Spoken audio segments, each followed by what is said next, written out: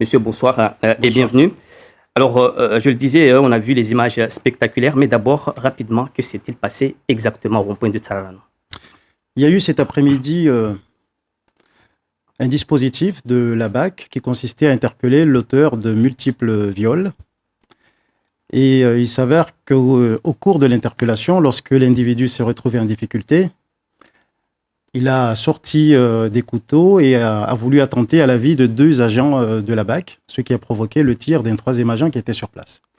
Et dans le même temps, l'individu s'est éventré avec le couteau qu'il avait dans les mains. Donc vous voyez là la détermination de l'individu qui était pris à tout pour ne pas se laisser faire.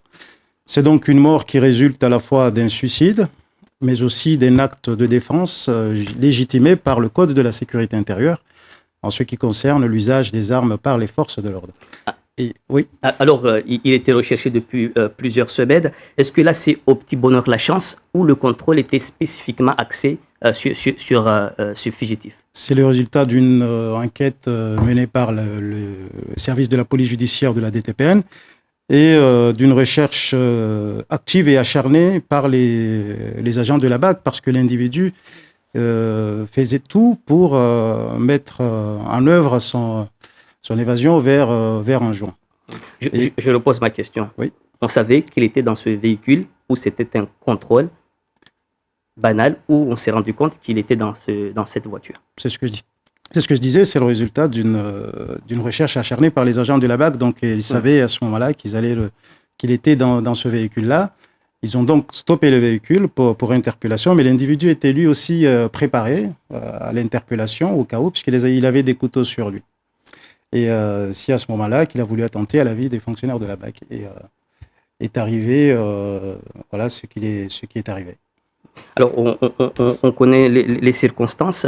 Par rapport à cette affaire, on se pose aussi la question, notamment de la justice ici à Mayotte. Le député Kamardine a interpellé ou a demandé l'envoi d'une inspection pour ici sur la justice en urgence à Mayotte. Que pensez-vous de cette demande? Alors, juste avant de venir sur ça, je voulais juste souligner le point parce que je vois les réactions un peu sur les réseaux sociaux.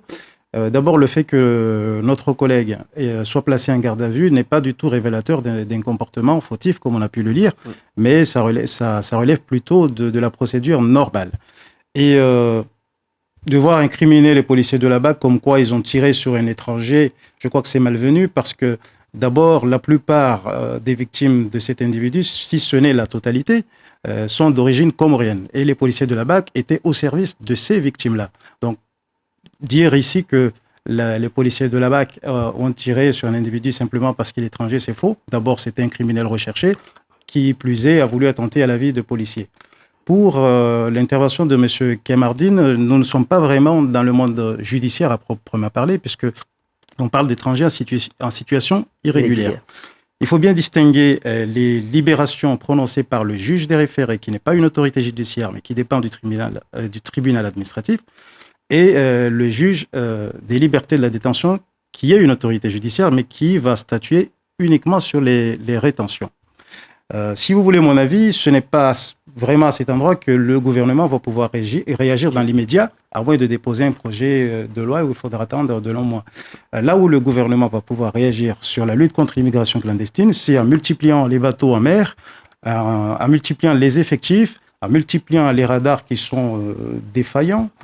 C'est au niveau de l'action policière que le gouvernement va pouvoir donner une réponse immédiate. Mais là, il se fait votre porte-parole en disant que, en gros, vous êtes fatigué, anéanti par la remise systématique en liberté d'immigrés clandestins par la justice. Je suis totalement d'accord avec M. Kamardine. Les policiers en ont marre un peu d'interpeller et de revoir les mêmes individus à chaque fois.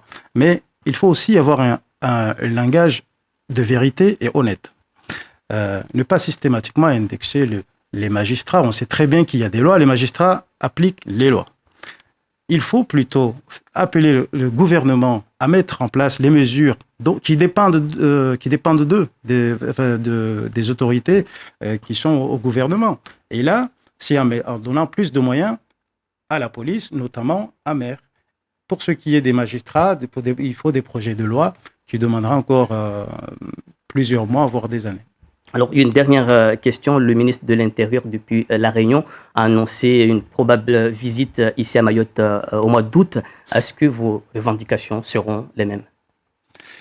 Les revendications sont les mêmes. D'abord, nous avions demandé, mais là c'est à l'échelle nationale, une simplification de la procédure pénale. Vous savez que les policiers ne sont pas assez nombreux. Nous savons pertinemment qu'on ne va pas pouvoir mettre un policier devant chaque citoyen, mais en simplifiant les procédures dans les commissariats, ça contribuera à mettre plus de policiers sur la voie publique ou du moins à mener des enquêtes accélérées.